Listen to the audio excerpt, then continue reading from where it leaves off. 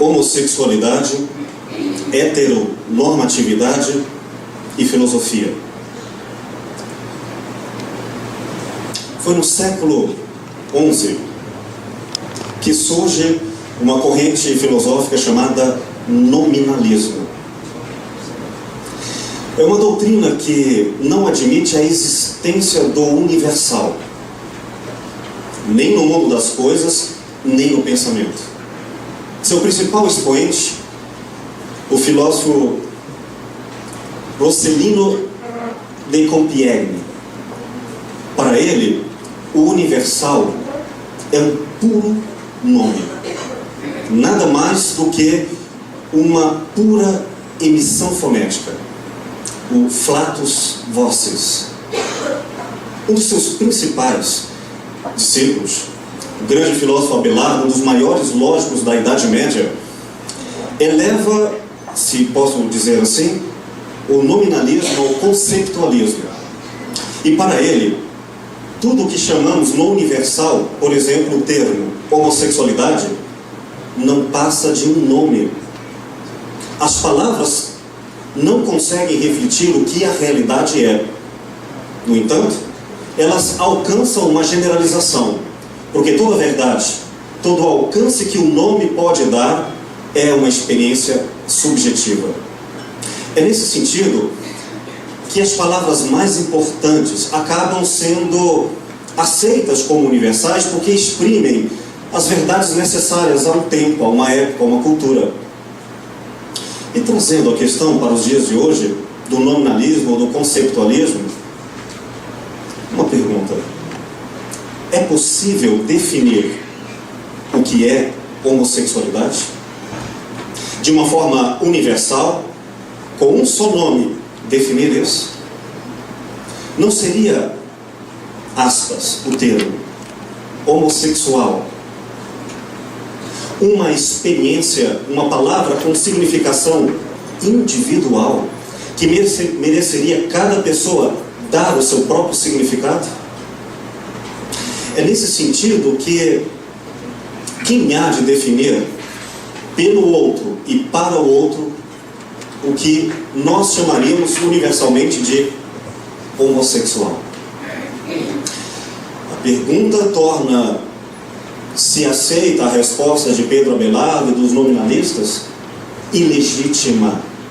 Toda e qualquer forma de homossexualismo, sufixo ismo, que implica em verdade, doutrina fixa, universal, feita por ciência ou por filosofia, por qualquer pretensão de universalidade. É bem dito substituir, portanto, a discussão do homossexualismo pela homossexualidade como uma experiência única de pessoa ou de cultura, mas não falar como uma verdade psicológica universal, prevendo os fenômenos em forma de lei, generalizando os fatos, e então definir as pessoas como objeto dessa pesquisa científica. Homossexualidade como condição única de cada pessoa. É nesse sentido que a discussão pelo nome das coisas e seu significado sempre foi antiga, sempre foi atual. Talvez um dos primeiros grandes pensadores a tratar do que são as coisas a partir das palavras e as coisas seja um dos pré-socráticos chamado Protágoras, para quem o homem é a medida de todas as coisas.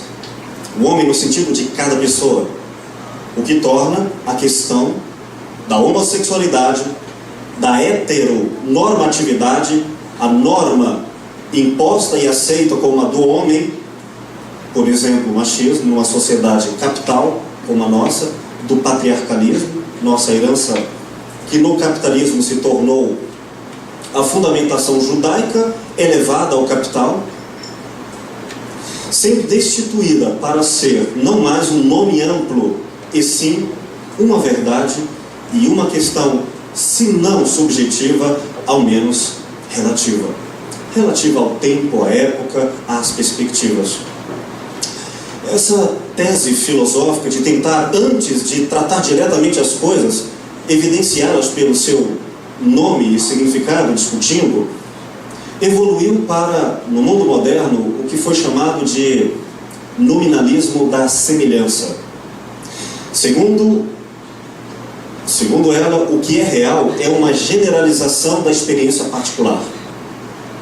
Se cada qual, portanto, vir a falar em homossexualidade, tem que ter alguma experiência sobre, ou do que falará, que verdade a terá e imputará à palavra qualquer significado. Bom, quanto mais, nesse sentido, nos afastamos da experiência, mais a palavra perde a verdade dos seus fundamentos. Os grandes filósofos da corrente nominalista da semelhança, herdeiros de Aristóteles, que estudaram a fundamentação da verdade no âmbito da linguagem, da definição e das categorias do entendimento, estão David Hume, o empirismo inglês, Price, Rudolf Carnap e Wittgenstein, Ludwig Wittgenstein, dos Secos de Viena. Eu apresento esta questão de origem, discutindo o nome, para dar essa abordagem de minha parte. O meu lugar em pessoa de fala é como filósofo clínico, como terapeuta. E esse meu trabalho de pesquisa e de campo de atuação entende que cada pessoa única e insubstituível tem ou revela pelo seu discurso uma estrutura de pensamento. Por assim dizer, em um sentido amplo, cada pessoa tem uma filosofia, uma metafísica da realidade, o que ela chama, do que ela entende ser verdade. A filosofia clínica não está ocupada em saber a verdade essencial das coisas, mas como ela é para cada um. Como a pessoa estrutura a sua concepção de realidade. De vez em quando, é inevitável, penso, por tragédia no sentido grego, em que a vida nos convoca a profundas mudanças do que chamamos de realidade, nós entramos em crise e a nossa estrutura de pensamento altera conceitos e significados. E de repente, inusitada, inevitavelmente, nós temos que redefinir quem somos diante dos desafios que nos reclamam mudanças. É neste ponto que a terapia é bem-vinda às pessoas que procuram reencontrar-se, quem sabe redefinirem-se como realidade, como individualidade e descobrirem seus próprios caminhos.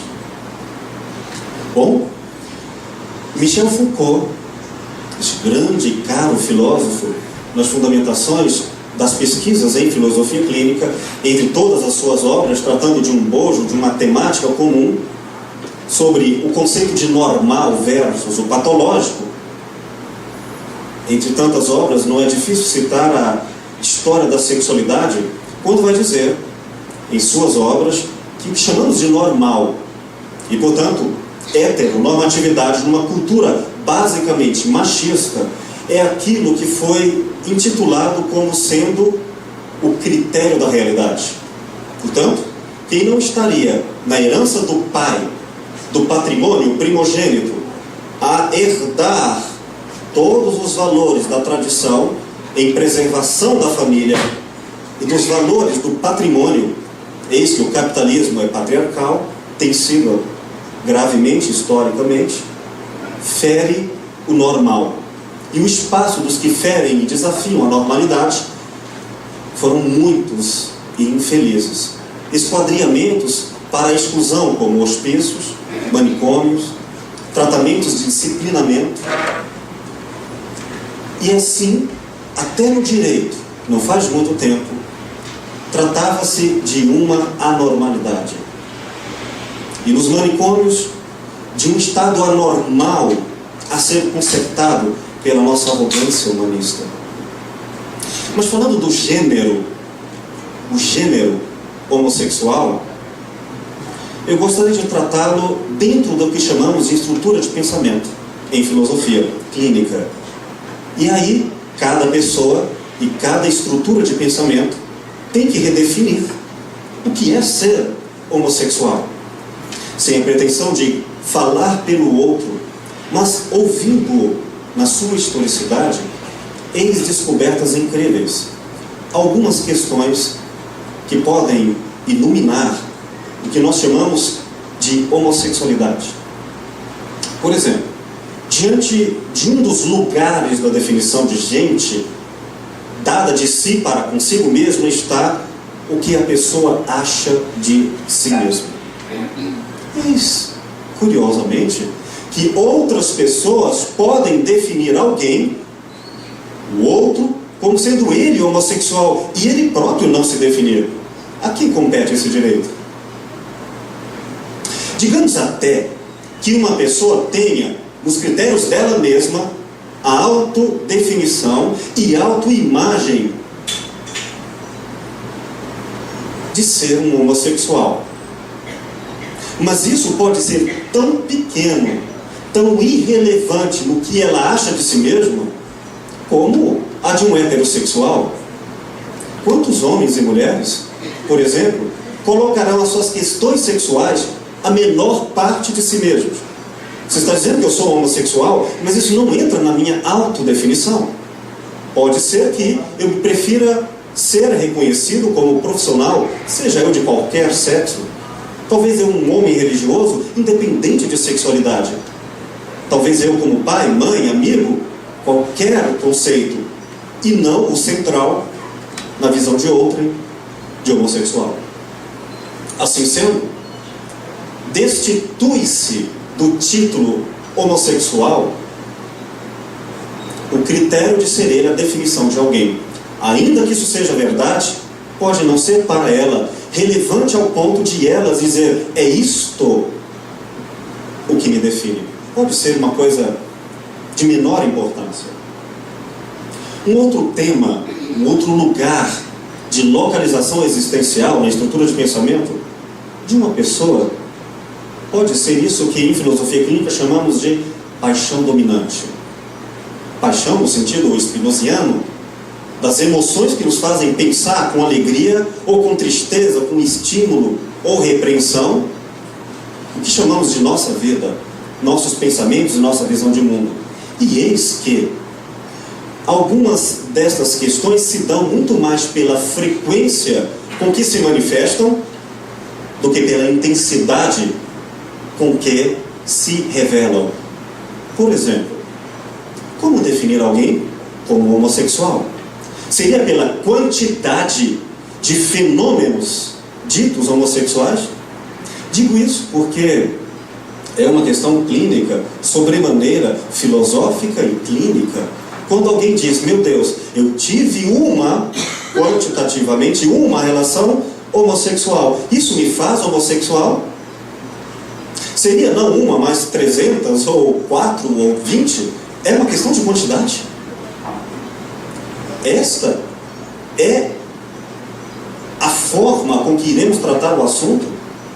É claro, devemos dar à pessoa a resposta e o direito da sua própria fala. Para algumas pessoas isso será uma questão de quantidade, para outras de essência, independente dos fatos. Às vezes com nenhuma experiência sexual ou erótica, e ser profundamente homossexual. Seria o homossexualismo uma questão de prejuízos morais? Sim. É curioso como basicamente, em grande parte, o dito homossexualismo foi uma nominação de exclusão de caráter moral. Tipo, isso é coisa de homossexual, como queira dizer, isso é depravado. Ora, por acaso os heterossexuais não são promíscuos? Seriam só os héteros, os homossexuais? Se a homossexualidade for coisa de promiscuidade, e é claro que há promiscuidade em qualquer campo e gênero, a heterossexualidade não é? Então, como definir, num lugar tão comum que homossexual, tipo adoção de filhos, convívio entre amigos, significaria estar próximo desse espaço moral do promíscuo? Extremamente fácil de condenar e difícil de acolher. Seria homossexualidade uma questão de corpo ou, na definição da própria pessoa, uma questão de alma? Seria ela anterior à própria vida, à encarnação? Sim. Porque algumas pessoas, por exemplo, podem ter comportamento sexual, até sexo entre seus pares, e não ser homossexual, como uma economia dos prazeres e necessidades fisiológicas, hormonais, do tipo: não tem mulher aqui, vai com homem mesmo, mas não é porque eu quero, viu? Pois isso acontece. Às vezes não é o corpo que vai definir isso, mas às vezes sim, é por um desejo do corpo e não de uma abstração que a pessoa levaria como sendo alma. Percebe como isso é subjetivo e relativo? Vamos falar da definição no âmbito de um outro tópico de definição: emoção. Não é incrível como muitas mulheres, na relação heterossexual, preferem um homem como sendo autenticamente homem, com H maiúsculo, aquele que tem amor e não apenas sabe fazer sexo? Se assim for, a heterossexualidade dada pelo afeto e não pelo corpo e não pelo comportamento, não poderíamos fazer igualmente na definição do homossexual? Portanto, falar em pessoas que não têm uma relação sexual homoafetiva, mas têm uma emoção, um apaixonamento pelo mesmo gênero sexual. Podemos dizer que essa pessoa é homossexual porque gosta, embora não tenha um comportamento erótico? Pois bem, é verdade. Vocês sabem, muitos se definem pelas emoções, quem são ou quem deixariam de ser. Isso vale para héteros e homossexuais. Mas aí nos coloca numa situação também complicada, difícil de definir. Porque pode um homem, por exemplo, amar um outro homem na condição de pai e filho, e um autêntico amor. Até que ponto isto é homossexual ou não? Se nós já definimos que para algumas pessoas não é o comportamento e não é o corpo, até que ponto esse amor é ou não homossexual? Até que ponto poderíamos fazer entre amigos, no nível dos afetos e das emoções? Bom, Freud nos colocou a problemática no nível do comportamento como sendo uma farsa. Não se saberia quem é e quem não é homossexual pelo comportamento, porque o conceito é intelectual e o corpo não pensa com a racionalidade. Isso é uma racionalização, ou seja, um falseamento da consciência. Por exemplo, imagine uma festa. Imagine que você tem numa relação heterossexual de desejos outra pessoa em mira e se aproximam, mas eis que, como aconteceu aqui no início do evento, quando a luz apagou, acaba a luz, continua no rumo, dá-lhe um beijo, ou recebe, e gosta, e acha que é de um homem para mulher ou vice-versa, e por isso o corpo, não sabendo intelectualmente, vem depois da descoberta: meu Deus, eu gostei, mas não era o que eu pensei que fosse. Será que nós sabemos a diferença que o nosso corpo pulsiona, independente dos nossos pensamentos? Freud nos coloca essa questão e manda para o inconsciente, nas instâncias do corpo, como outras leituras que são possíveis. Mas é bom então esclarecer. A questão da homossexualidade pode ultrapassar, e muito, a facilidade de dar nomes. Ela pode ser inconsciente no corpo. Outra questão: seria o título homossexual uma busca íntima da pessoa? Por exemplo, se ela for hoje homossexual, poderá ela dizer: mas o fato de eu ser isto não me define quem sou, e sim quem eu quero ser, e eu não quero ser homossexual? Então como defini-la? Imaginemos o oposto. Uma pessoa que não é homossexual e que quer ser homossexual. Será que ela se define pelo quem é ou por quem deseja ser? A definição, portanto, não passa pelos desejos, mas pela categoria tempo de si mesmo.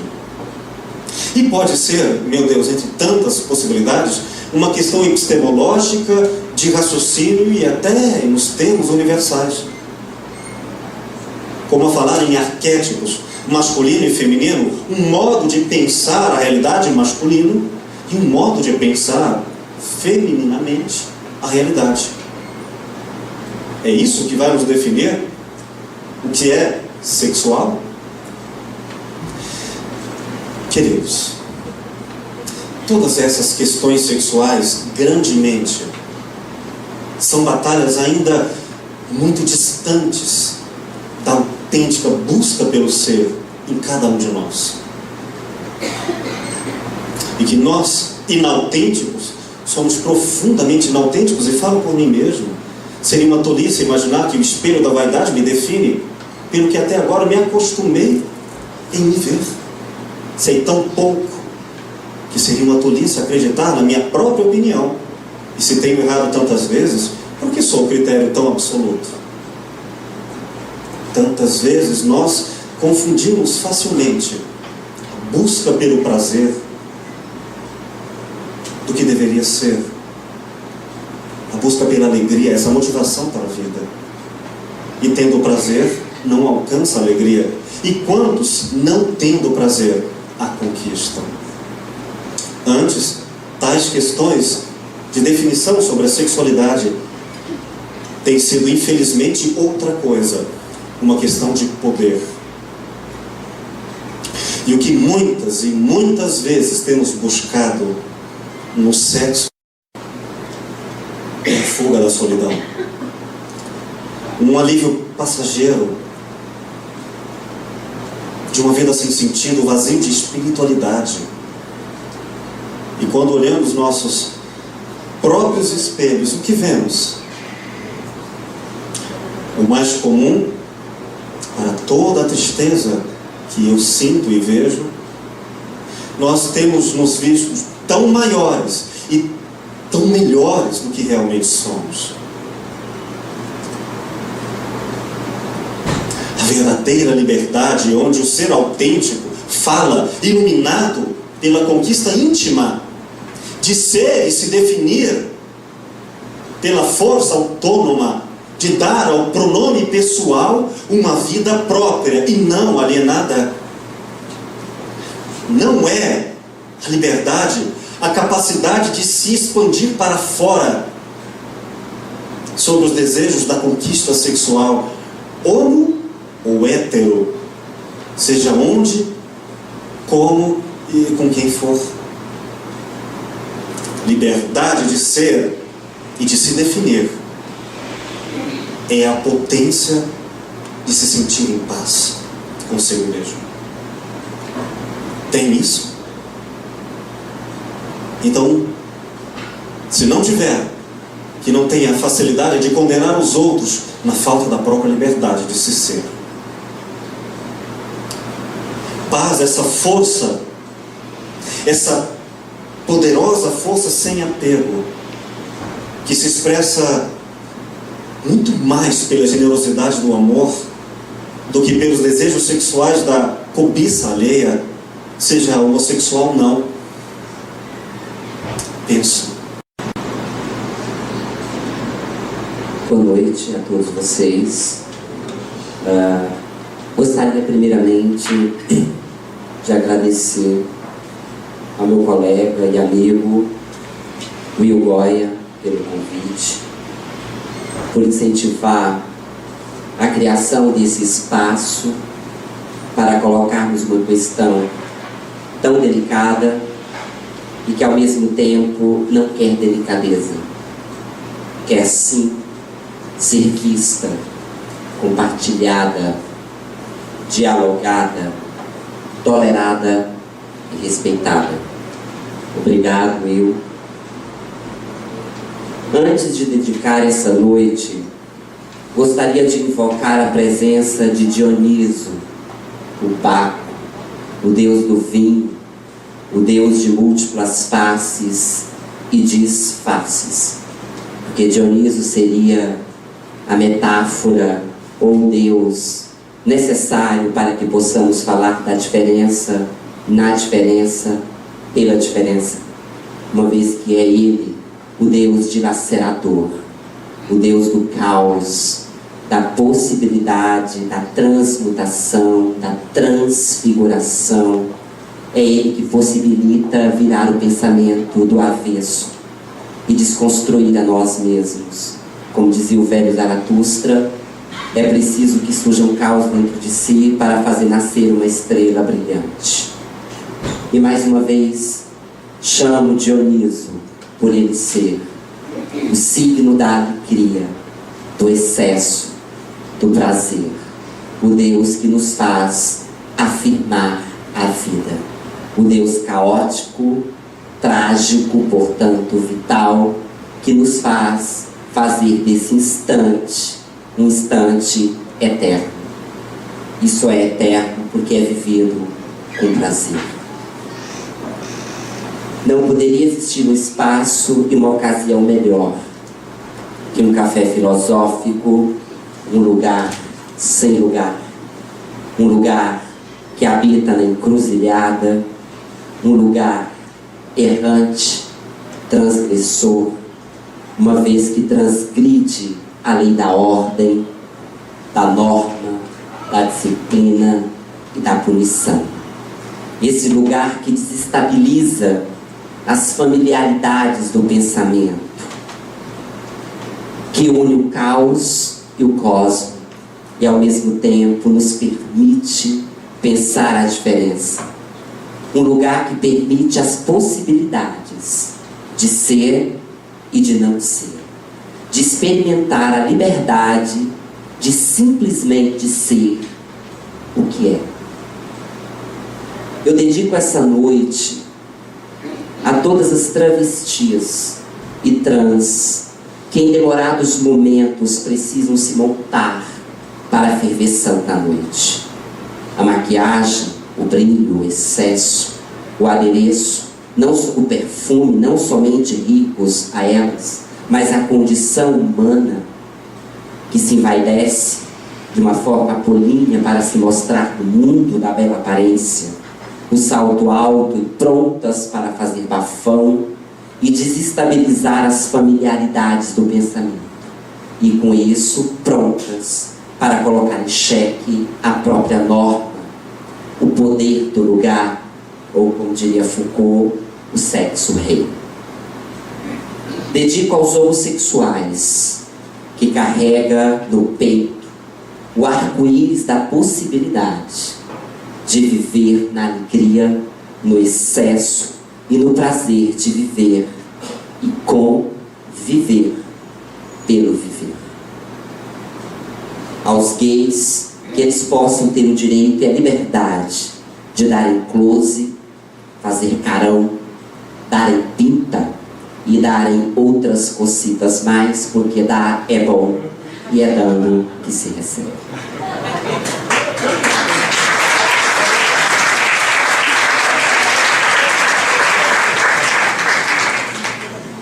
E chamarmos o mundo para a ferveção, para o mundo colorido da vida, e termos o direito de habitarmos no arco-íris da diversidade, da pluralidade.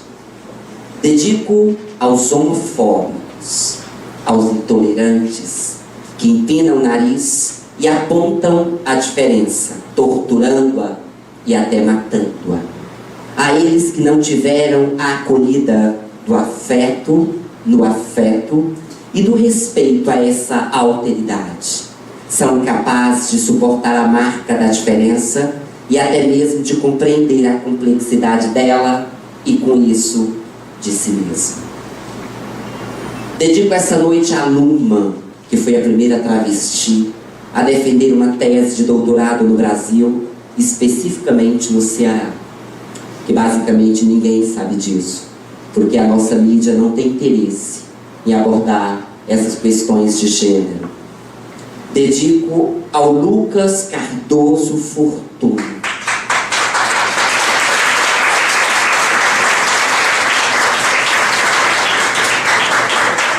Jornalista goiano que foi encontrado morto na manhã deste domingo, dia 18, na praia de Cabo de Santo Agostinho, próxima à cidade de Recife, no estado de Pernambuco. Segundo informações de uma amiga próxima do rapaz, o corpo foi encontrado trajando apenas cueca, com sinais de espancamento e todo ensanguentado. Lucas era militante do movimento gay em Goiânia e lutava pela causa LGBT na UFG e no estado de Goiás.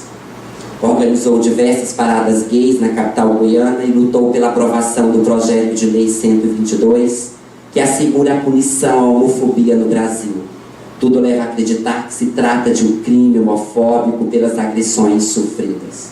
Como ele não gostava de silêncio, eu não peço um minuto de silêncio, eu peço um minuto de barulho.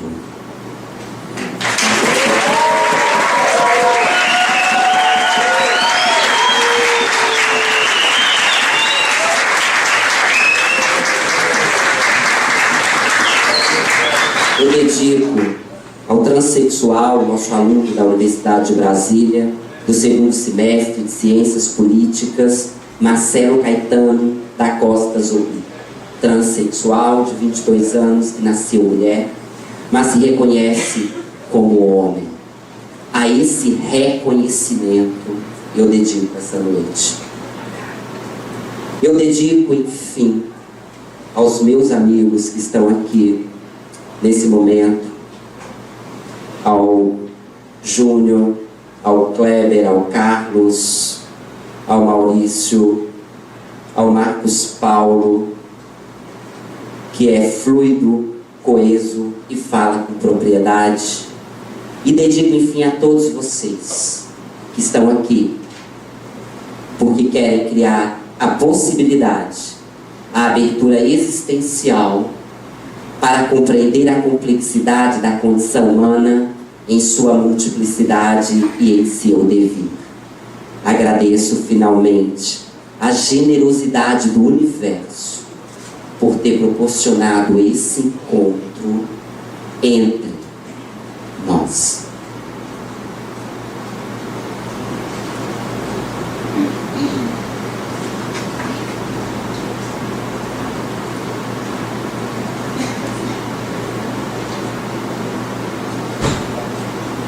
Essa palestra, que tem um tom de conversação, ela é tentadora, rebelde, transgressora, porque ela quer criar entre lugares, quebrar fronteiras, desestabilizar o centro e colocar o centro em xeque. A norma, o poder do lugar, a ponto de pensarmos que o fora pode ser mais dentro que o próprio dentro. Minha fala não é linear, porque ser linear não é ser queer. Não é centrada, porque o queer não aspira ao centro. Não é focada, porque muito foco atrapalha. Não é clara, porque a clareza ofusca o olhar. Minha fala, como a identidade, ela titubeia, ela vacila, ela não aspira o centro, justamente porque o queer, e é válido aqui dizer que essa expressão queer, ela é retomada nos estudos de gênero da contemporaneidade, né? Vem de uma corrente norte-americana, e a Judith Butler, que é uma grande estudiosa de problemas de gênero, retoma isso com propriedade, e outros estudiosos, como a Guacira Lopes Louro, que foi minha professora na Universidade Federal do Rio Grande do Sul, escreveu inclusive um livro intitulado Corpo Estranho, Teorias Queer e Sexualidade. E ela diz que o queer é o excêntrico. O queer é o estranho. O queer é uma denominação para uma sexualidade desviante. Homossexual, bissexual, drag, trans e outros trans. Então o queer, ele não aspira ao centro. Ele é vomitado a todo instante para as margens. Eu trago essa questão à tona porque não tem como discutirmos homossexualidade, heteronormatividade, a própria expressão, a própria categoria homossexualidade é uma categoria recente, já do século XIX, né? E fazer um recorte para essa fala, pelo viés da filosofia, eu tive que fazer vários critérios de fala para a minha performance. Talvez sair da filosofia pela própria filosofia, talvez a filosofia muito séria e discutir essas questões de homossexualidade, de gênero, não exige muita seriedade, porque dessa seriedade nós queremos distanciar, dessa seriedade platônico-cristã, porque os sérios não nos dão possibilidades para pensarmos queer, para pensarmos diferença, para pensarmos a multiplicidade. Porque chegou a hora de colocarmos essa questão, o que é a homossexualidade, não necessariamente definir, porque definir não é ser queer, definir não é fazer a diferença. Por isso eu digo que eu não estou aqui para definir nada, mas eu estou aqui para descortinar o logos, para colocar em xeque o poder do lugar. Definir seria mergulhar e atar o laço da representação clássica que sempre foi inculcado em nós e intensificar, por sua vez, o poder da norma, a heteronormatividade. Então eu não pretendo definir, mas eu pretendo talvez criar incógnitas, paisagens, possibilidades, desdobramentos, interrogações, para que eu possa, a partir daí, remexer o outro, dar o que pensar, criar condições e possibilidades para que possamos fazer uso do pensamento, do próprio pensamento. Porque muito mais que o pensamento é aquilo que nos dá o que pensar. É bem verdade que na Grécia Antiga não se falava de fato em homossexualidade, mas existia toda uma pedagogia pederástica, e essa expressão, a pederastia, né, era muito forte na Grécia.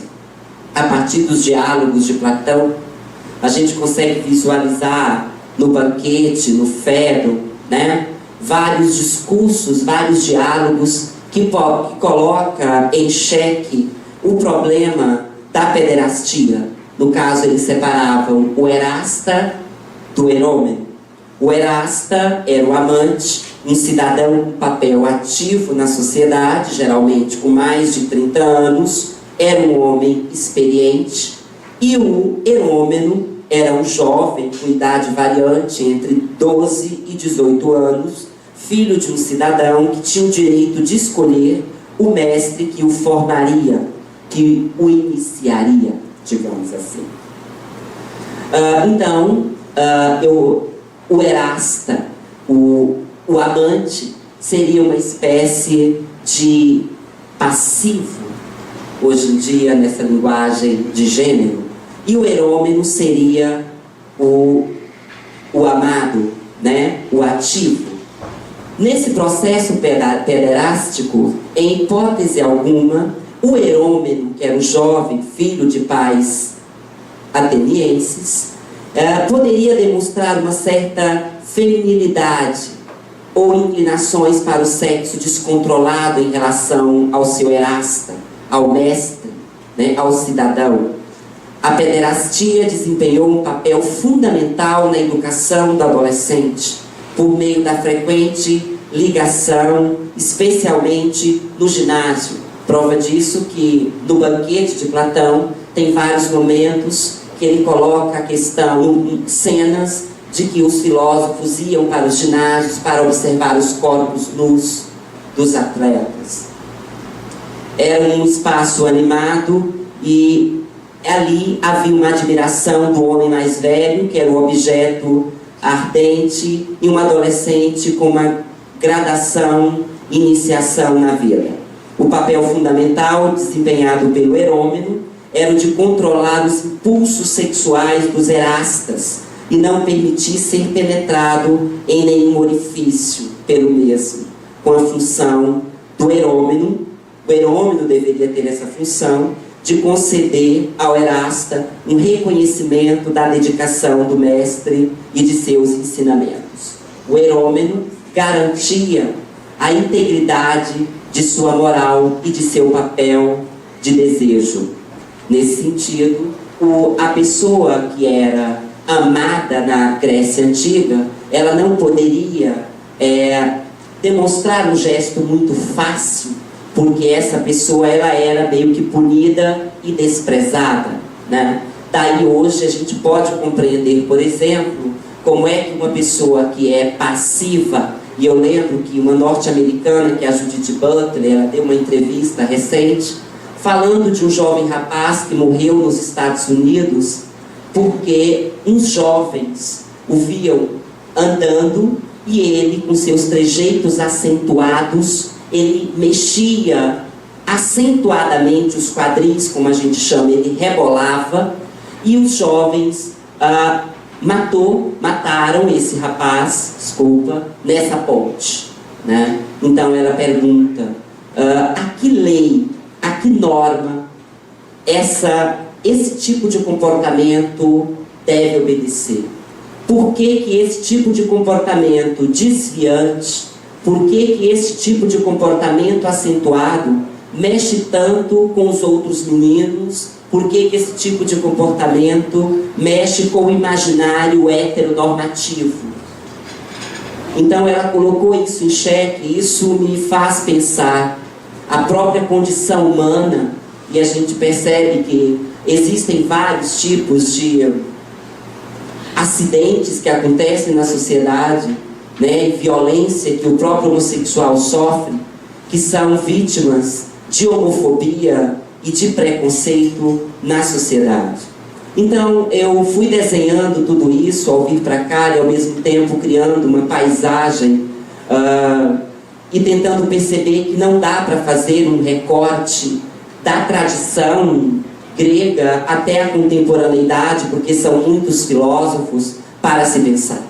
Mas poderíamos, a partir daí, de alguns pensadores, criarmos circunstâncias, ocasiões, possibilidades para fazermos uso do pensamento. O bom seria se nós tivéssemos uma epistemologia queer para pensarmos a diferença na diferença. Mas é possível fazermos alguns recortes. Alguns estudiosos da contemporaneidade, os que chamamos de pós-modernos, os pós-estruturalistas, digamos assim, beberam de fontes pós-Nietzscheanas, né, para pensar, para deslocar alguns conceitos e pensar esses problemas de gêneros que nos afeta, que nos toca, e pensar a natureza da identidade, da subjetividade, que foram conceitos que não foram pensados pela tradição. Então, se olharmos para trás, nós tivemos aí todo esse discurso pederástico e pedagógico que se envolvia na paideia grega, nesse processo de formação e de educação, e Platão hoje eu posso descartar por ser sério demais, né? Essa seriedade nos faz trocar a confiança pela desconfiança, e não temos aí a questão encarada de frente. O que precisamos é colocar a questão, afetar e ser afetado por essa questão. O que precisamos é começar a criar circunstâncias incógnitas, territórios virtuais, reais, para colocarmos a questão e ao mesmo tempo nos deixarmos ser devorados por ela. Se quisermos não explicar, porque não se trata de explicar, eu não estou aqui para explicar, mas eu estou aqui para confundir, porque é embaralhando que você força o outro a pensar. Eu lembro que o Guimarães Rosa, que é um grande escritor da literatura universal, ao escrever O Grande Sertão Veredas, em 56, ele coloca na fala do personagem Mor, Riobaldo Tatarana, algo que mexe muito comigo e me leva, me arrasta e me faz dar velocidades infinitas ao pensamento da diferença, e talvez possamos deitar no coração da diferença para falarmos dessas questões, né, que nos tocam, que tocam a nossa subjetividade. E ele diz: mire, veja, o mais importante e bonito no mundo é isto, que as pessoas não são sempre iguais, ainda não foram terminadas, mas que elas afinam e desafinam verdade maior. Então o peso dessa expressão rosiana me faz pensar a complexidade, não da homossexualidade, mas da condição humana, que nós estamos sempre nos afinando e desafinando, estamos sempre sendo e não sendo na travessia da vida, e que a identidade não é algo a priori, não é algo dada, pronta e acabada, mas que a identidade, poxa, Guimarães Rosa me leva para pensar o gênero, porque o sertão não tem cor, o sertão não tem identidade, porque para ser do sertão é preciso sertão-se. O sertão não tem cor, o sertão é multiplicidade, ele não está aqui, ele está em toda parte, em parte alguma. A identidade não se define, a identidade não se aponta. A cópula é a maldição do pensamento. Os universais não explicam absolutamente nada. Se eu digo que todo homem é mortal, Sócrates é homem, logo Sócrates é mortal, existe um abismo e um vazio imenso que me separa desse ethos e dessa visão de mundo. O sertão, assim como a identidade, ou a diferença, ou a condição humana, ela não está pronta, ela está sempre se deslizando, ela é escorregadia, ela é fluida.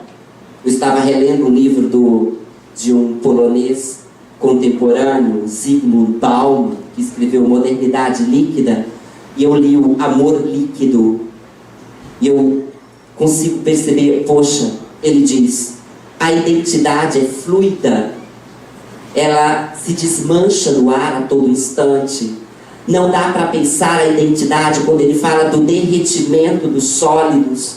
É justamente para compreendermos que a identidade, ela é líquida, no sentido de que ela se derrete, ela se desmancha, ela se metamorfoseia, ela se transfigura. São expressões, signos de nosso tempo, que é um tempo caótico, turbulento, um tempo em que deslocamos os conceitos, em que os conceitos não têm mais um lugar fixo, porque definir é uma forma de fixar o pensamento. Definir é coisa da representação clássica.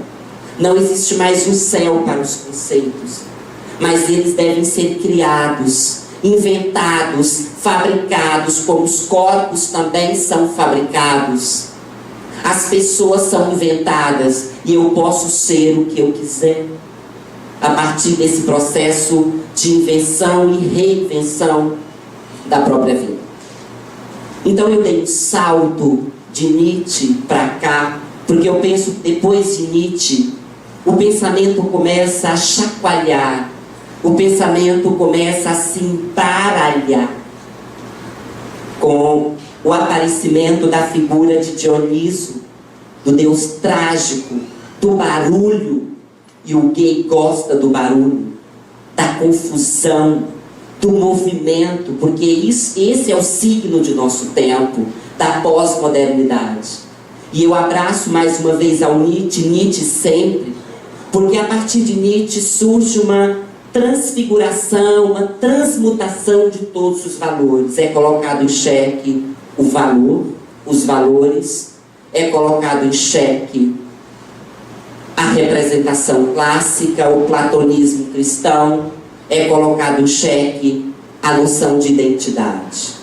Depois de Nietzsche, o pensamento começa a embaralhar, ele pensa de uma outra forma, ele é maldito justamente porque ele é mal visto, e eu não poderia deixar de dar aos pós-nietzschianos, aos que deslocam o pensamento, aos rebeldes do pensamento. Falar em homossexualidade significa falar desenfreadamente, falar abusivamente.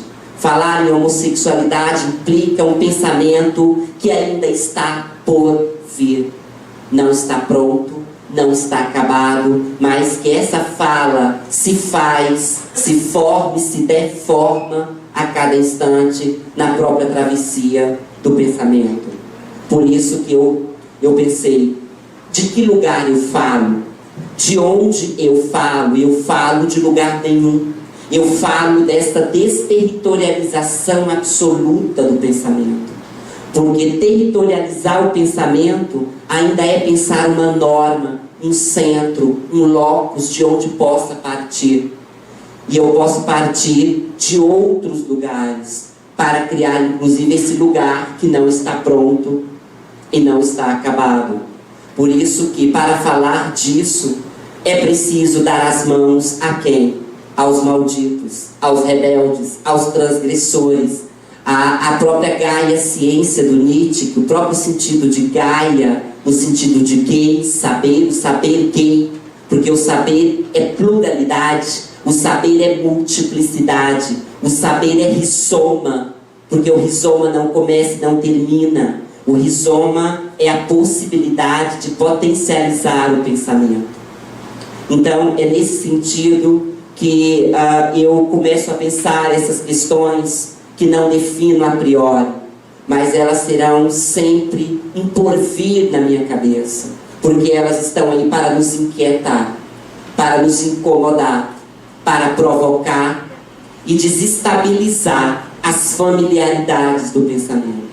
Por isso que a questão, ela é, como diria o próprio Michel Maffesoli, um sociólogo francês, ele diz, de fato, silenciosa ou ruidosa a revolta germina. É um pensamento que germina de uma forma transgressora e subversiva, porque ele não quer ser entendido, ele não quer ser compreendido, não quer ser colocado no quadro, no lugar, porque a vida inteira a norma vem te colocando e dizendo, senta direito, isso não é jeito de homem sentar. Ou anda direito, porque o homem não anda assim. De onde vem essa voz? De onde vem essa norma, esse poder do lugar que me prende, me coloca diante de um caminho que não é o meu, mas que é o dele? Por isso que eu falei desse espaço que é o entre-lugar, que é o espaço da fronteira, é o espaço da possibilidade, porque a escola, os estabelecimentos de ensino são espaços disciplinadores, são espaços hierarquizados. Esse é o banheiro das meninas e esse é o banheiro dos meninos. Cadê o banheiro da travesti? E depois nossos estabelecimentos de ensino são de inclusão. Então, quer dizer, os espaços são marcados, são vigiados e são punidos. Uma boa menina não pode sentar desse jeito. E homem que é homem não fala assim, pega assim, cara, dá um pé aqui, meu, pega direito, pega com força. Ele tem que andar coçando o saco, porque a potência dele está no falho. A sabedoria é fálica, entende? Mas eu não posso rebolar. Senta direito, não titubeia, não pisa na faixa. Olha o controle. Eu te vigio, eu te governo, eu te puno e eu te mato. porque a gente morre a cada dia. Quando o poder do lugar, a norma, te impõe diante de uma linguagem, de uma linguagem que é carregada de marcador de poder. Entra, saia, senta. Não faça isso. São palavras de ordem que nos colocam no lugar que não é o nosso. E para encerrar eu digo que pensar a condição humana, Hannah Arendt diz na Condição Humana, traduzido por Roberto Raposo, com o pós-fácil do Celso Laffer, que o caminho da condição humana deve ser o caminho da liberdade. A liberdade de pensar. A liberdade de pensar a esfera pública como espaço da condição humana e da pluralidade. Porque a condição humana da ação é a mundanidade, do labor é a vida, e a condição humana da ação também é a pluralidade. No dia que começarmos a pensar a pluralidade, a condição humana como traço fundamental de tudo que é, de tudo que existe, e sairmos dessa clausura do ser, só um é, só o ser é. Essa voz parmenídica que já vem se arrastando desde Heidegger, esse clamor da unidade, que nega a multiplicidade, que nega a possibilidade de pensar a diferença. Nós iremos continuar sempre na clausura do outro e sem a possibilidade, inclusive, de sermos nós mesmos. Por isso que Nietzsche se torna importante aí. Ou seja, quando ele diz, seja aquilo que se é. É preciso ser aquilo que se é. Uma identidade que não se endereça a ninguém. Uma identidade sem identidade. Uma identidade que não tem norma. Uma identidade que possa dizer, eu sou porque não sou. Porque tudo é e não é. Eu digo isso porque eu não sou daqueles que escreve de uma torre que me separa da vida. E nem falo de uma torre que me separa da vida. Mas eu falo é do redemoinho que me joga na vida, na minha vida. Muito obrigado.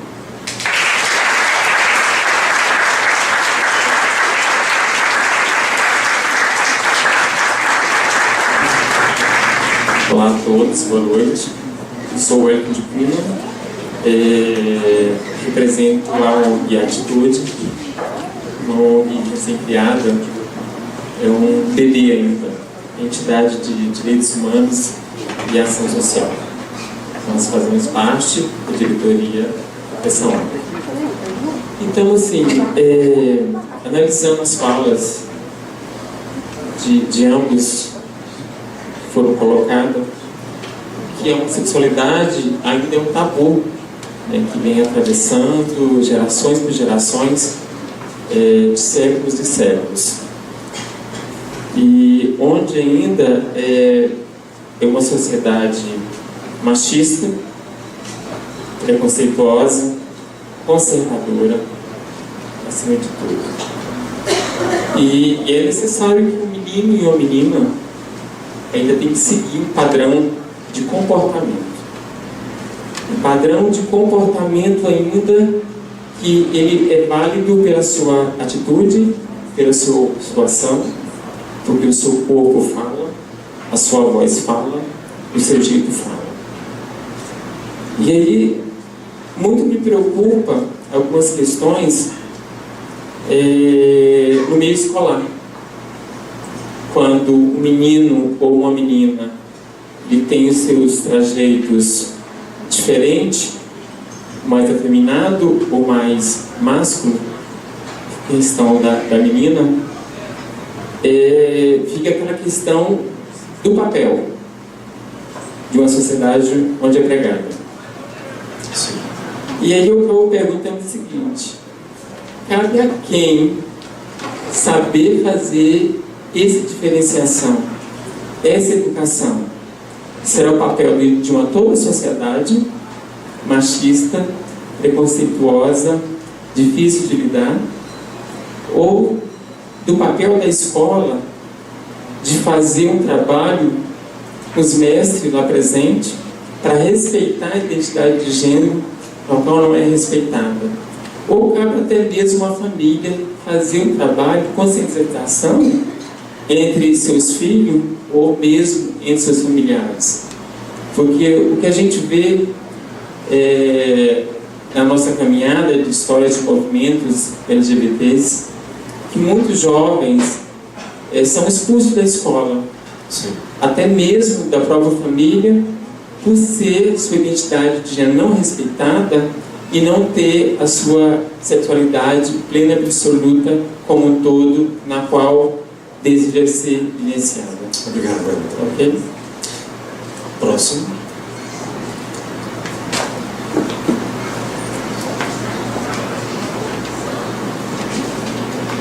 Bom dia, Will. Bom dia, palestrantes. Como casa, boa tarde, né? Meu nome é Sandro e também eu sou um curioso em filosofia, certo?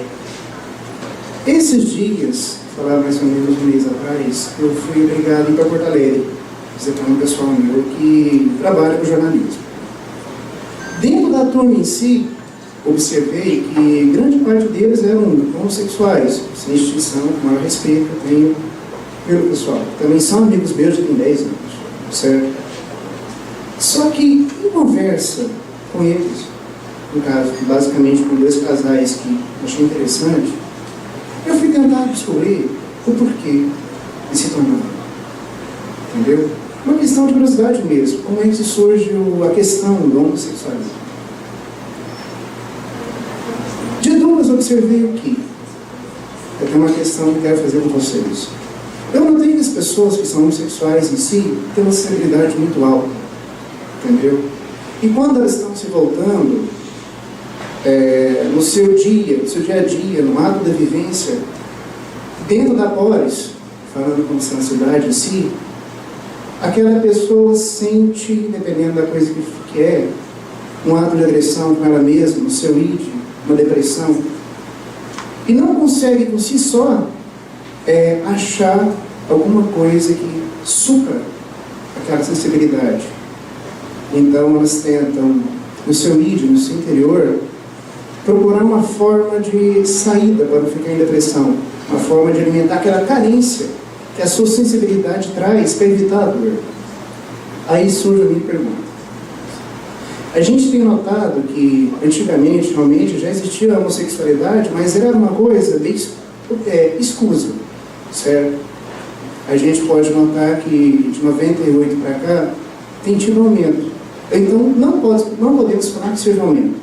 As pessoas estão tendo coragem para se mostrar, certo? Não seria questão dos valores em si, empíricos, que foram mostrados antigamente, assim, em termos da agressão da sensibilidade do indivíduo, um fator de despertar para a homossexualidade? Ok, obrigado, Sandro. Mais alguém?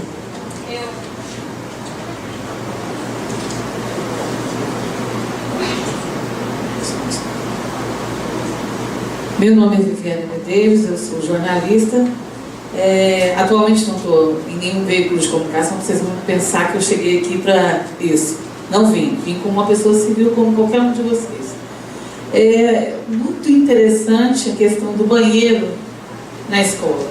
Eu fui professora há 5 anos na escola pública e vi isso claramente. É interessante isso, né? Falar de inclusão. E naquele tempo, quando eu fui professora, há uns 10, 15 anos atrás, começou essa conversa. Inclusão fica assim, incluir quer dizer colocar dentro, fazer parte, não é isso? Vamos incluir quem? Pensei, bom, se é inclusão, é todo mundo, não é? Só que a inclusão que o Estado fez, que todo mundo viu aí, não é inclusão de todo mundo, coisa nenhuma. Na verdade, é inclusão de alguns. Então não é inclusão, né? Se fosse inclusão, era de todos. Como não é de todos, não é inclusão. Se torna exclusão. Porque, mais uma vez, nós temos categorias de inclusão. O que a gente viu na escola pública e nas outras escolas também, mas só na pública não. Lá na escola particular, todo mundo paga aí, vive para poder pagar a escola pública, a escola particular, achando que é a melhor. O que acontece? Lá, talvez nós tenhamos ainda uma consequência pior ainda desses preconceitos, dessas coisas aí. Mas a inclusão, voltando nela, olha só que interessante. Eu tenho a obrigação, a partir de hoje, de olhar a pessoa com defeito físico como normal. Eu olho a pessoa que não sabe ouvir de outra maneira. Eu olho o cego de outra maneira. Vou falar, não vou me preocupar muito tecnicamente, não. Vou falar um negócio como é. Eu olho a pessoa que falta um braço, uma perna, enfim. Tudo isso, todo mundo tolera agora, né? Eu rebaixo a calçada para o deficiente passar, que lindo, maravilhoso. Só que interessante, eu vejo uma pessoa que anda e fala um pouco diferente, ou até parecido comigo, né? No caso dos gays, por exemplo. Eles vão andar parecido comigo, que sou mulher, por acaso hétero. E eu adoro os gays. O que vai acontecer? É fácil. Sabe por que é fácil eu ver o deficiente físico, os outros aí? Porque isso não me afeta diretamente. Isso não faz de mim eu ter que pensar um pouco. Não. Agora o banheiro aí, eu sempre pensei nisso. Onde que os travestis vão? Porque você tem que fazer uma escolha, gente. Aqui no Bolshoi, será que tem o terceiro banheiro? Não tem. Então não vem travesti aqui. Porque o que vai acontecer? Ou ela vai para um feminino, ou vai ter um problema muito grande, vai ter que fazer xixi lá na porta. Olha, eu estou usando isso, não é para fazer gracinha, mas para dizer para vocês que parece pouco, mas não é. O banheiro da nossa casa, de lugar onde a gente vai, fala muito da sociedade que nós temos. E assim, para mim não é nem dúvida, é uma observação que eu estou fazendo. Sabe? Inclusão, o caramba. Não existe inclusão. Não existe inclusão. Então vamos ser bastante honestos e não hipócritas e não usar essa palavra mais. Porque realmente assim, nós continuamos excluindo. Nós estamos fazendo isso. O ambiente escolar é o primeiro momento. Lá na nossa casa também tem exclusão, sim. E claro que tem. Você acha que é fácil com um pai que foi educado, né, como cristão, como católico, sei lá, acreditando em Deus, Jesus Cristo e todo mundo, você acha que é fácil ver um filho diferente dos outros? Ok. Né? Bom, continuo cristã, mas o fato é esse, eu queria que as pessoas parassem para pensar um pouco, sabe? Depois de 37 anos como cristã católica, eu tive a coragem, a vergonha na cara de assumir que o mundo cristão tinha muita coisa que eu não aceitava. Mas isso, para a gente deixar de ser hipócrita, demora. A gente leva uns tapas na cara muitas vezes. Então, só para a gente pensar um pouco. Muito obrigado. Mais uma questão e depois nós passaremos a outra rodada de questões, ok? Boa noite, Mariana. Paulo, eu penso que a sua fala aí cumpriu o que devia, o seu propósito, que é de embaralhar. Estou com a minha mente toda embaralhada aqui. Sobre essa questão do banheiro. Até a colega colocou isso, aproveitando o gancho dela. Bom, em casa nós não temos um banheiro separado. Todo mundo, homens e mulheres e outros, né? Todo mundo usa esse banheiro. Numa escola, criar como forma de exclusão, criar um banheiro diferente, né, para pessoas, propondo isso como exclusão, seria dar foco a um separatismo, uma forma de separatismo?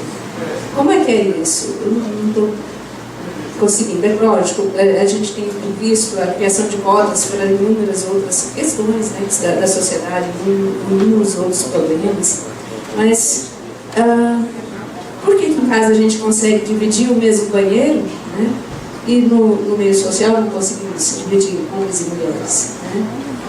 Todo mundo. Na hora que você falou, vai ser, bom, vai usar o banheiro todo mundo agora, homens, mulheres e todos, né, numa mesma inclusão. Por que isso é diferente? Por que tem que se dar luz às diferenças assim em quantas questões podem ser chamadas? Só uma questão. Obrigado, querido. Bom, algumas considerações. Wellington, com sua causa, a sua luta, põe o pensamento em ação e a ação dá corpo e vida às palavras. E nos faz essa pergunta: a quem cabe fazer a diferenciação de um papel homossexual, heterossexual? E levanta a possibilidade da escola como uma das possibilidades.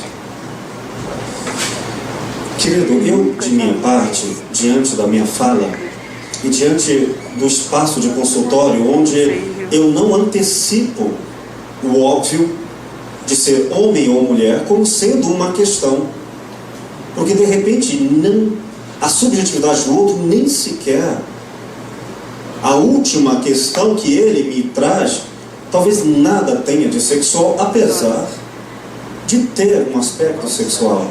Então só o fato de querer fazer a diferenciação no aspecto sexual é imputar-lhe uma diferença que talvez não lhe caiba. É como falar o negro. Como definir o negro? Por ele? Para ele? Penso que talvez, neste ponto, não seja a escola ou a institucionalização do papel, mas a destituição da necessidade de ter que apresentar um papel e retornar a cada um o direito da autodefinição.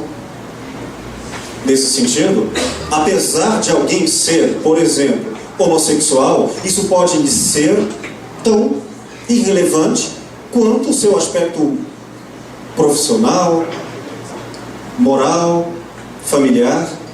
Então não posso, em nome da liberdade dos conceitos, querer tabular e diferenciar. Diferenciar pode ser sim renomear as escravidões dos gêneros. E aí, ao defender a homossexualidade, eu estaria indo contra ela. Bom, é uma opinião. Eu não sei, Sandro, se eu entendi a sua questão, perdão. Mas quando pergunta de onde vem a homossexualidade, o que a faz despertar, eu acho que seria necessário uma resposta para cada 7 bilhões de pessoas. E reiteradamente, outras respostas para cada uma delas, de novo e de novo, mas não outra vez. Outra vez é a repetição, é o padrão, é usar o mesmo e esquecer que cada um de nós se repete e se reinaugura. Então eu prefiro só fazer essa pergunta quando ela surgir do outro ao meu pedido de esclarecimento. Porque colocar a pergunta é obrigar o pensamento a se pôr a resposta. E muitas questões não devem ser respondidas porque a pergunta foi mal elaborada. Acho que a melhor resposta advém quando a pergunta é autêntica. E quase nunca são. Porque nós não somos autênticos. Nós somos tão superficiais que nos pomos a responder uma questão fazendo-a para nós e sobretudo para os outros, é sobretudo matar o outro. Imagina se eu chego ao querido Paulo e antes de ouvir dele, pela escuta, saber quem ele é, eu já digo, você é isto ou aquilo? Ora, a liberdade não está na alternativa de escolhas, mas antes e sobretudo, a recolocação da pergunta, pois de que vale uma resposta se a pergunta foi mal elaborada? Viviane Medeiros, jornalista, a sua questão bastante pertinente, que se materializa assim como a querida Mariolina, na questão do banheiro. E de fato, se em casa nós não temos um banheiro separado para os gêneros, por que o faríamos fora de casa? A palavra casa em gregos, ethos, significa ética. É verdade, na esfera pública não temos ética. Falta-nos a própria casa pública. E nós estamos, sim, corpos abrigados e almas desabrigadas. Não há uma casa, talvez não haja mesmo o espaço da família, porque a familiarização é a colocação do mesmo como o meu incluso, e o fora da família, o estranho, o perverso, o inimigo. A própria ideia de que nós agendamos de que esta pessoa me é familiar, como sendo um aditivo positivo e pertinente, se tornou na modernidade, para autores como Hannah Arendt, ou Francisco Ortega, ou Michel Foucault, se tornou um desserviço e uma maldição à esfera pública. Pois dizer àquela pessoa que me é diferente, pelo fato de ser diferente e não ser familiar, é excluí-la. Então, ou nós redefinimos família, ou nós precisamos acabar com essa falsa e perigosa ideia de que a família é o centro da sociedade. Se for o centro, meu Deus, o resultado é uma vida de exclusão. Mas então, o que fazer com o espaço do banheiro? Eu me lembrei do que nós fazemos com os elevadores. Talvez a questão seja assim de gênero, mas eu acho que, pelo menos no Brasil, grandemente tem sido social e econômica. O que equivale a dizer que o elevador, quando temos o elevador de serviço e o elevador social, não raramente foi a diferenciação econômica dos que têm propriedade e que estão desabrigados da propriedade da família. Mas olha, que me parece que a necessidade de cada um de nós, na pluralidade, fez acabar com o que foi a pretensão de um elevador para os proprietários e outro para os empregados. Eu não sei quanto a vocês, mas eu acho hoje que o espaço do elevador de serviço não é mais visto como o espaço dos empregados. Vejo patrões e empregados todos habitando o elevador social e o de serviço, e é isso o que nos colocou na casa grande de esse grande antropólogo Gilberto Freire, essa nossa diferenciação da senzala e do outro. E o espaço do hétero, seja do homem ou da mulher, em princípio, a criação de um outro espaço para o homossexual, provavelmente, é a minha opinião, talvez seja de fato outro espaço de classificação, regularização, o que impede o convívio com as diferenças. Se formos criar um espaço que permita a inclusão, não no sentido de uma linha limítrofe que separa os de fora ou os de dentro, mas a destituição da linha da separatividade, pensaríamos, creio que, em um banheiro aberto a. Então teríamos o privado feminino, o privado masculino e o público como espaço do encontro da diversidade e não exclusivamente o do homossexual. Mas isso também vale, como nós vimos, a destituição das roupas masculinas, dos penteados femininos ou masculinos. Penso que estas questões estão acabando ou se destituindo. E as limitações claras do que é escola, do que é o manicômio, estão também perdendo as barreiras de visibilidade. Nos banheiros, nas boates, nas nossas casas. E se você achar que pode manter essa linha rigorosa, talvez apenas esteja cego, porque a contragosto a diversidade se multiplica. Graças a Deus. Bom, só complementando aqui as sábias palavras do professor Will, e se posicionou muito bem.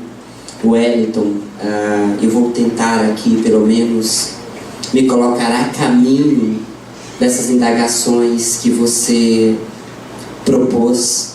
Eu penso que essa é uma questão, inclusive, educacional e pedagógica. Quando você faz essa pergunta, cabe a quem fazer essa diferenciação, cabe a quem julgar. Por isso que talvez, eu pensando na tradição, Kant, não sei até que ponto ele poderia nos dar possibilidades para pensarmos isso, né? O tribunal kantiano, a faculdade de julgar, eu não sei até que ponto daríamos para pensar a partir daí, por exemplo. Mas é uma questão, inclusive, educacional, né? Porque a escola também, ela te vigia, ela te pune, ela te direciona, ela exclui, ela é o lugar do comportamento, você tem que sentar aqui, você não pode sentar ali, esse é o espaço que você deve ocupar. E então a escola é um dos espaços homofóbicos por excelência, né? Então eu penso que a política de formação de professores, eu não abro mão dessas questões de gênero e a educação, acho que tem uma atitude aí que é extremamente pedagógica, né? Eu lembro que o próprio jovem Nietzsche, preocupado com os estabelecimentos de ensino, e ao falar para os alemães, ele parece falar para uma sensibilidade pedagógica bem de nosso tempo, que é da urgência de formação de professores, que nós devemos começar a educar a nós mesmos, contra nós mesmos e contra toda a cultura que nos foi inculcada. Então, assim, é assim que a gente deve começar a pensar, a partir de nós, a partir daquilo que nos inquieta, e sermos capazes de começarmos a desconstruir essas verdades, e isso que está pronto pela própria representação, né? Então eu penso que não cabe a norma a uma lei.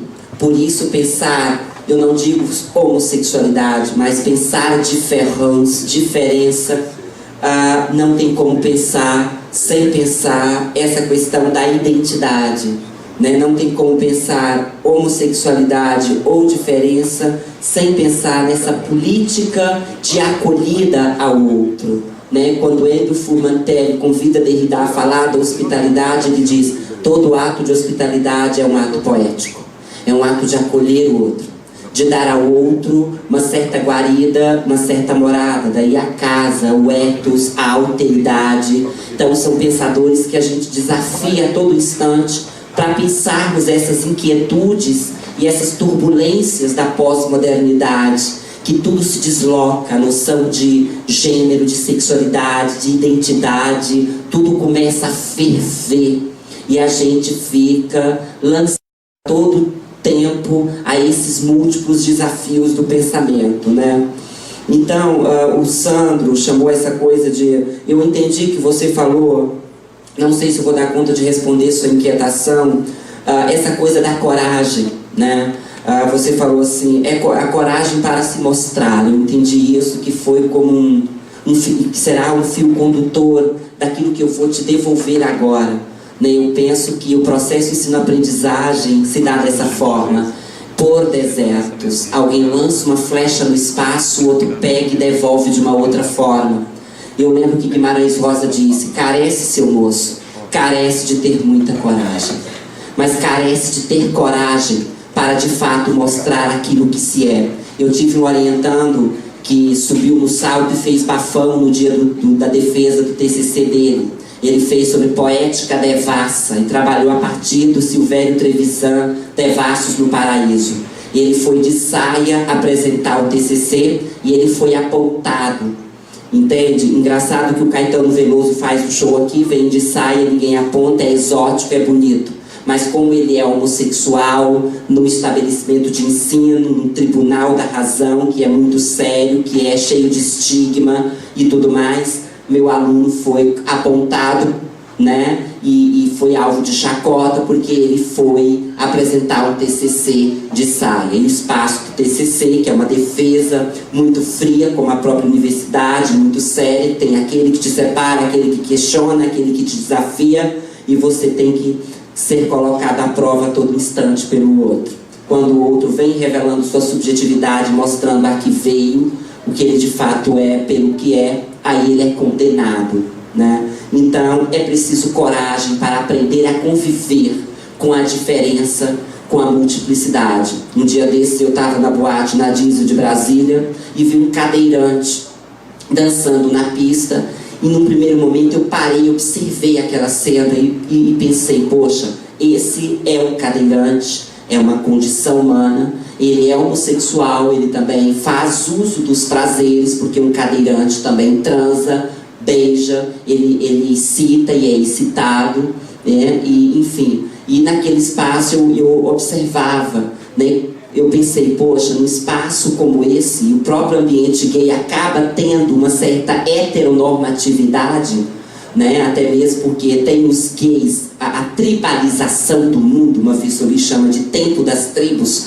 Tem a tribo dos punks, tem a tribo das travestis, tem a tribo ali das Barbies, né? Que são os gays fortinhos, que não se juntam com as pintosas, porque esses não são os maus vistos. Daí a questão, desde os gregos da pederastia, a questão do erasta e do erômeno não podia vacilar.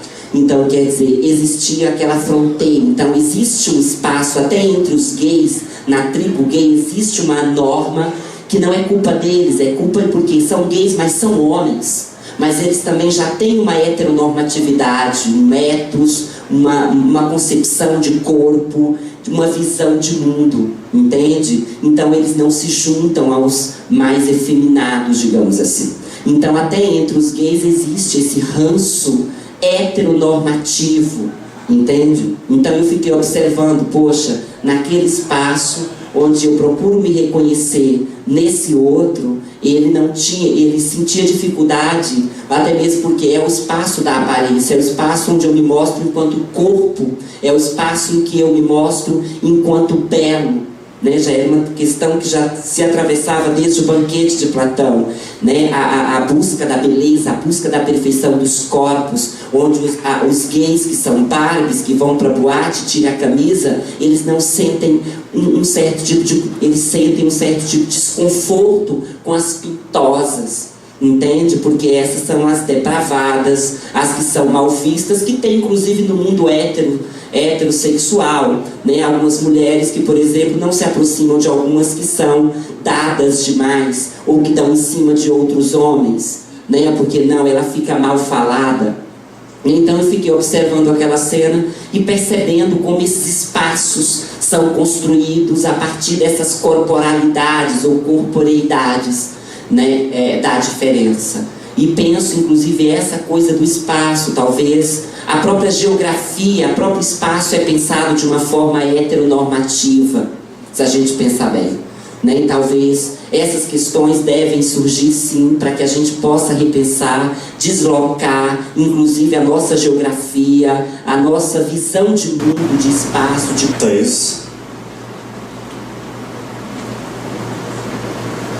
Eu vou deixar a sua questão já bem tratada pelo querido Paulo, sobre essa relação econômica já bastante conhecida desde Freud, de o quanto a repressão dos desejos aumenta a violência como força libertadora e desrepressora, fazendo, não raramente, da violência um exercício, uma tentativa de liberdade no nível dos comportamentos. A transgressão como, às vezes, a necessidade social e psicológica de conquista de um espaço de liberdade.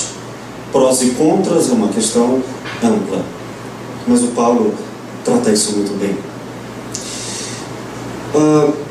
Paulo Petrolino. Paulo, em sua pergunta sobre o objeto do sagrado, belíssima questão, retomada aqui pelo querido Jesué, é muito interessante, muito pertinente. Mas quando fala em objeto do sagrado, talvez tenha acertado sobremaneira na colocação. Porque quando o sagrado se torna objeto, ele perde a sua espiritualidade. E foi disso que fizemos das nossas religiões a institucionalização do espírito, que o mata, para torná-lo visível, social, vendável e, por última instância, marketing, poder. Eu gosto da palavra místico, no seu sentido original, que significa aquele que vem do mistério. O que significa que não se pode racionalizar matematicamente, mecanicamente o espírito sobre a pena de matá-lo. Dois grandes autores tratam disso. Primeiro, Freud, não por espiritualidade, que ele nada conhecia sobre esse aspecto, ele era mais ignorante que uma pedra. Mas quando fala sobre a racionalização como falseamento do discurso, acertou sempre. Pois não se pode então avaliar alguém pelo quanto ele discursa. Nossa racionalidade, portanto, nosso discurso religioso é a farsa da religião. Não há espiritualidade em quase tudo que chamamos de religiosidade. E o discurso basicamente se revela assim: quanto mais queremos convencer os outros, menos estamos convencidos de nossa própria experiência, que, porque não íntima, não profunda, não interior, usa o outro como objeto e um espelho à procura de refletir o que não somos. É preciso a má fé do outro para esconder a própria. Pois se eu encontrasse um homem místico, verdadeiro, espiritual, teria que ter na comparação a revelação da minha fraude. Mas se tento convencer os outros, todos se igualam e eu me disfarço. É a familiarização. Quando eu encontro os meus religiosos contra os das religiões alheias, perco a espiritualidade, o grão místico que nos une em espírito, na diversidade que não pode ser reduzida na fala, na doutrina. Os grandes espíritos das religiões não criaram doutrinas, foram autores pelo exemplo, sempre. E é nesse sentido que as igrejas, como agora surgindo igrejas gospel, para gays, para lésbicas, vejo nisso um grande perigo, não mais do que vejo em todas as instituições, como se o espaço social fosse a revelação do espaço íntimo. Mas que seja, não há mais nem menos, mas não toca ao sagrado, porque o sagrado não é culto externo. É nesse sentido que vale a pena, além de Freud, chamar à mesa o grande filósofo lituano da alteridade, Emmanuel Levinas, para o qual nós não alcançamos o eu de alguém que é infinito, que nenhuma fala o capta, nenhum discurso encapsula a subjetividade e o espiritual. Tudo que vemos em alguém não é mais do que um portal, um convite que, se aberto e aceito para a conversação, abre ao infinito do outro. Deus, para Levinas, a ética da alteridade é a infinitude de cada um, que nunca a fala do outro é substituída pela minha fala. Só há religiosidade na escuta, no acolhimento, na hospitalidade.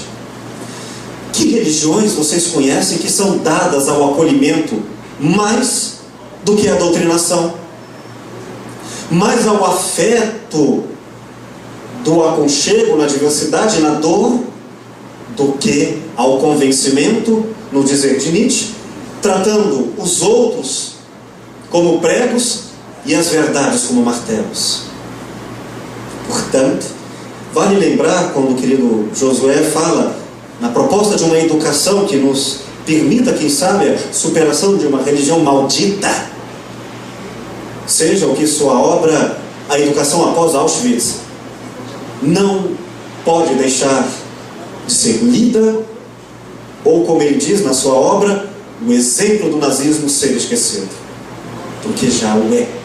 Tão pouco tempo já reacendemos tanto o neonazismo como outras formas de totalitarismo, agora ainda mais religiosos, ao exemplo tão bem citado de religiões evangélicas e digo instituições, e não falo do próprio evangelho, palavra do aramaico que significa a boa nova. Não, desta maldição institucionalizada de todas as religiões, que em nome de uma verdade provoca o nazismo, a exclusão da diferença. Bom, Adorno, esse grande filósofo tanto da alteridade como da industrialização e massificação da alma, nos fala que se filosofia significa amor à verdade, então vivemos numa época profundamente sem amor. Quando a verdade não tem amor e a busca pelo outro e da aprendizagem é substituída por eu sei, cala-te, retornamos ao nazismo. E a educação, malditos estes tais professores, pastores, líderes que nunca dão o exemplo da humildade e do serviço, rememoram em Nietzsche o ódio, não do homem forte, mas dos covardes. Porque o forte é o que humildemente acolhe o outro. E é nesse sentido que, ainda falando sobre a religião, outros espaços antigos e autênticos da espiritualidade na religião, como é bem-vinda a nossa brasilidade da Umbanda, do Candomblé. Digo, o Candomblé brasileiro no sentido sincrético, que adornou todas as outras religiões na conversação dos mitos. E como é belo, porque é engraçado, pois muitos dizem que não vão à aproximação da Umbanda porque lá tem coisas como preto velho e pombageira. E eu me pergunto se isso é medo de espírito ou é preconceito espiritual, é racismo espiritual e amante do preconceito. Porque na Umbanda, o médium que incorpora, homem ou mulher, há de incorporar um espírito masculino ou feminino, sem perder a originalidade do médium. Quer dizer, e no Candomblé, em que não é maldito a homossexualidade, ao contrário, os deuses, nem humanos antes, são forças potentes da natureza. Pois bem, Michael, quando fala no perigo da racionalidade, citando eu aqui já Freud e Levinas, que fala no perigo em que a razão mata o outro, mata o espírito pelo discurso, eu me lembrei de Simone Weil, essa grande psicanalista, essa grande filósofa, que define a violência como a capacidade de reduzir um homem a um cadáver. Não pode haver espiritualidade onde o outro é morto. René Girard, em sua grande e bela obra sobre a morte, o parricídio de Cristo, nos coloca talvez também o contraponto dessa homofobia que quer matar o outro. Sabe o que acontece depois da morte? E quando este outro não é um outro qualquer, coisificado por si mesmo, mas eis que é um outro sagrado. Pois há pessoas que transpassaram a personalidade mentirosa de si mesmo no espelho das vaidades e se tornaram seres de amor. E esses homens, confundidos pela redução ao homossexualismo, não que o homossexualismo seja reducionista, mas a coisificação pela sexualidade, pois o espírito, muito além do gênero, pode ser assim maltratado, e o é. Dou como exemplo Chico Xavier, que já foi maltratado e perseguido como homossexual, e em sua defesa, certa vez, que não era de atacar os que lhe atacaram, respondeu: perdão, mas se pareço homossexual, é porque eu peço a bênção e a honra de ser pai e mãe dos que precisam. Muito além dos gêneros, eis que o Espírito fala. E se ele fala, é preciso que sejamos místicos. É preciso que reconheçamos o mistério quando o amor é chamado, quando o exemplo é chamado à fala. Eu ainda rezo a Deus que os tolos se calem. Obrigado.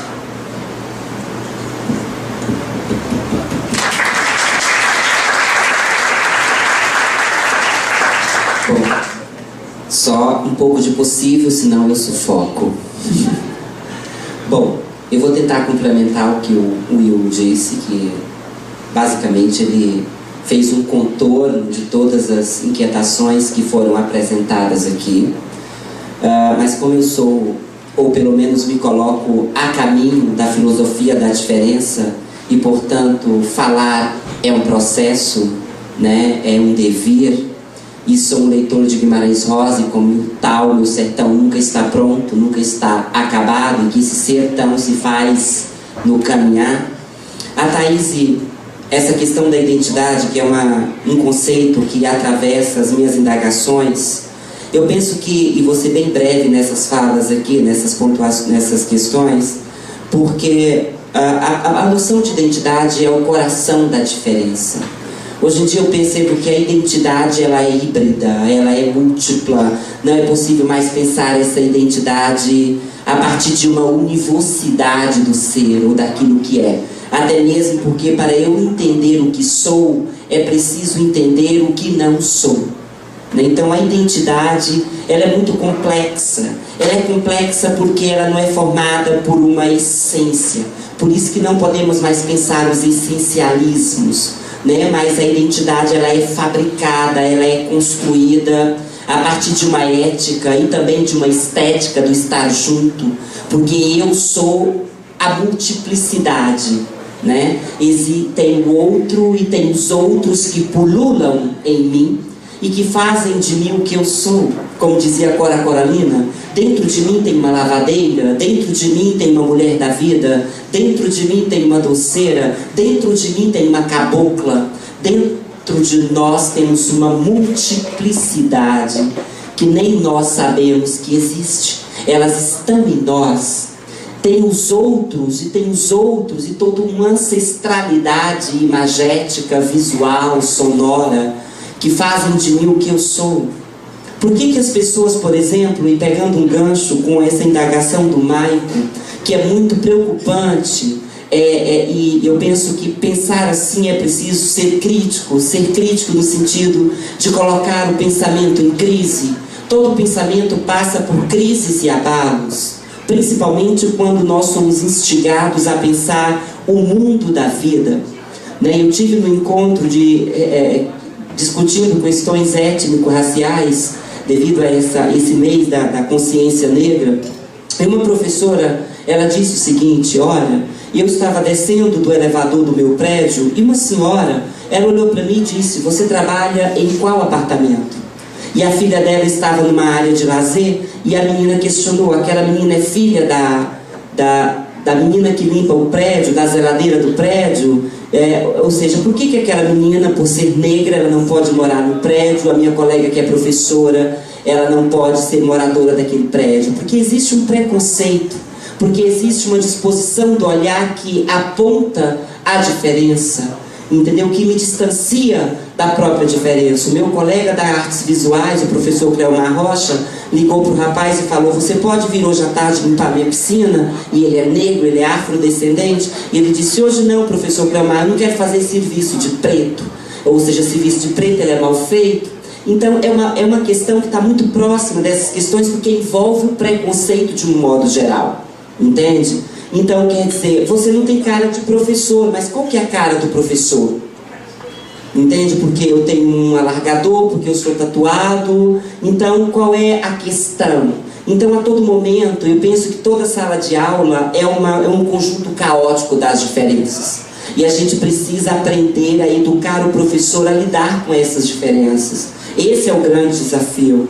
Então eu penso que pensar a identidade é uma questão extremamente aporética, problemática, complexa, que não depende de uma disposição do olhar, porque a identidade ela é construída culturalmente, historicamente.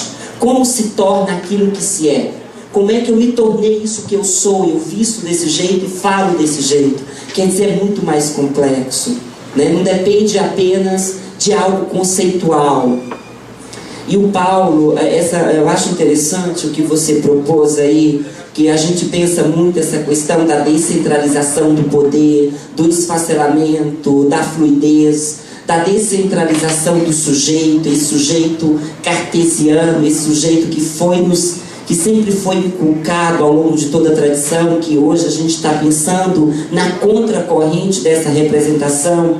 E você citou aí a questão dos terreiros, que eu penso que é um dos espaços em que o sujeito se transfigura, em que há realmente a possibilidade desses outros pulularem em nós, porque o terreiro é o espaço da diferença, né? Eu lembro que uma mãe de santo muito conhecida, que se chama Mãe Beata de Iemanjá, e ela disse: Exu é a minha insônia, Exu é a minha inquietude, Exu é a diferença, porque justamente o Exu é a possibilidade de comunicação, é a dialética, é o movimento. Logum Edé é o orixá andrógeno, né? E a androginia era um mito que já existia desde Platão, entende?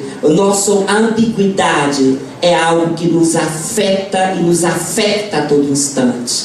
Aí volta a questão da identidade, que é ambígua, que é e que não é, assim como o sertão, as coisas são e não são. Então, não se trata de definir, porque não é tão claro. Ou seja, o Heidegger dizia isso: o Dasein, o ser aí, ou a presença, ela não é transparente nem para si mesmo. Nós não somos transparentes nem para nós mesmos. Existe uma transparência, uma visibilidade daquilo que não é tão visível assim. Isso é muito forte. É agredir o próprio locus, que é o ser que não tem uma clareza assim, né? Então, aí o Saulo vem com essa questão do banheiro. Eu até escrevi assim: eu não quero um banheiro, eu quero viver. E quero conviver, viver com a alteridade.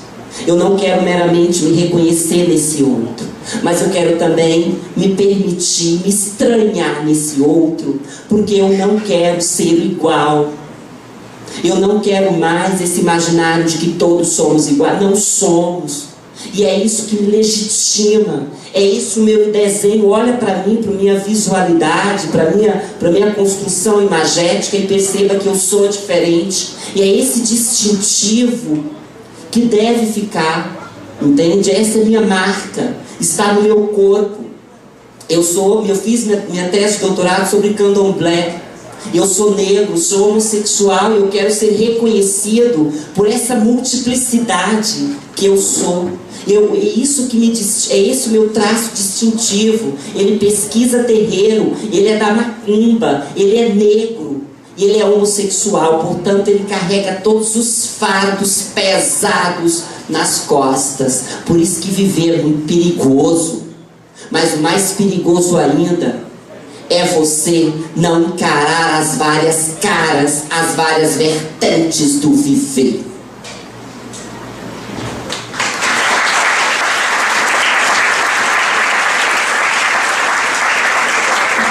Por isso que eu não quero um banheiro. Eu quero ter o direito de ser o que sou pelo que sou. Aí o José Abelardo nos coloca essa questão do preconceito homossexual, essa questão de onde surge o preconceito, né? E eu não disse que ele surgiu até mesmo porque essa questão da homossexualidade é algo recente, é do século XIX.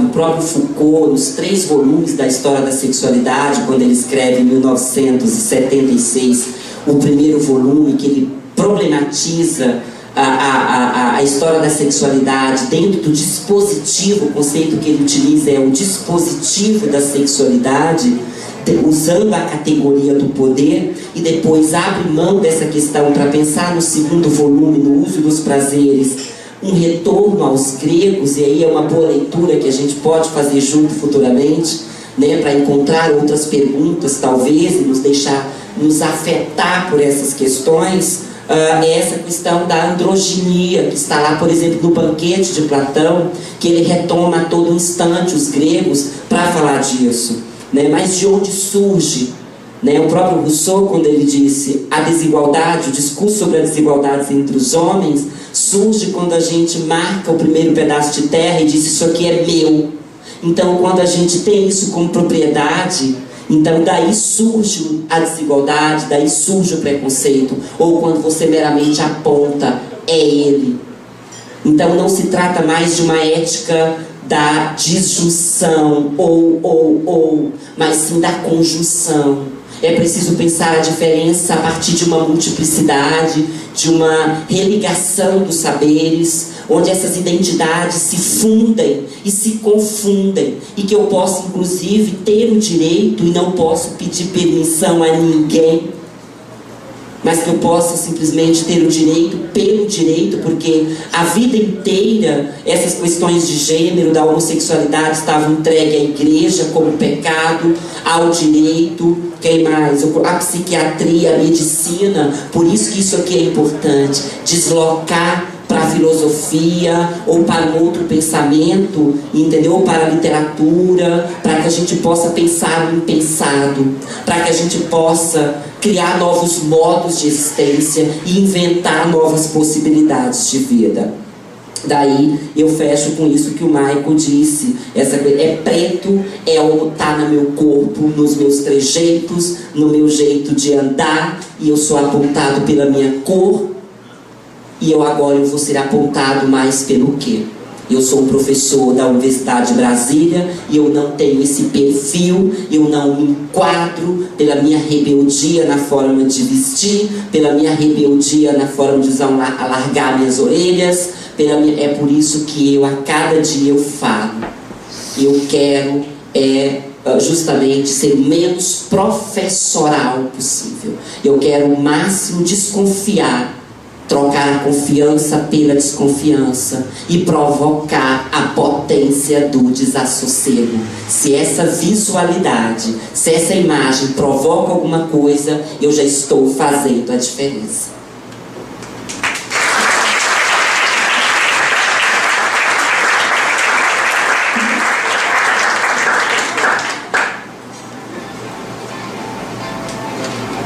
Gostaram?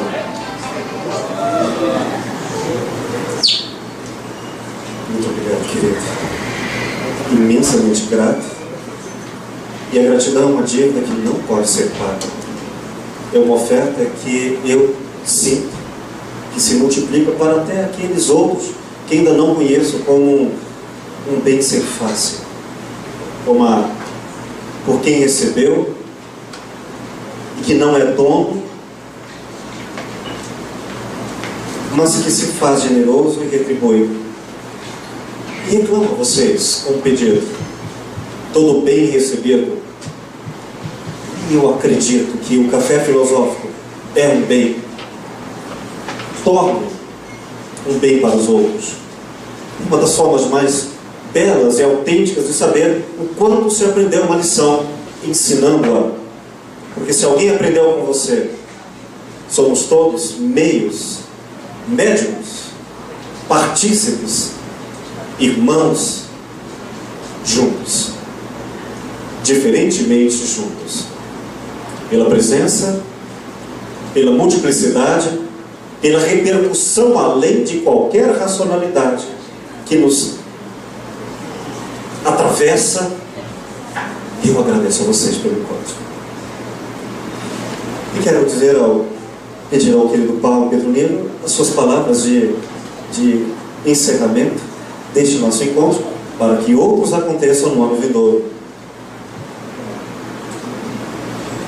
Eu agradeço mais uma vez a Will, agradeço a presença de todos vocês, as perguntas que mais me movimentam, mais me inquietam, mais me fortalecem e compõem a minha valia.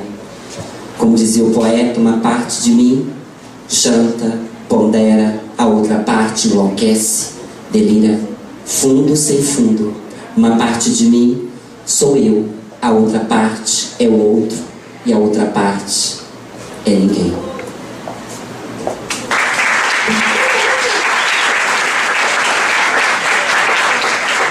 Muito obrigado a vocês.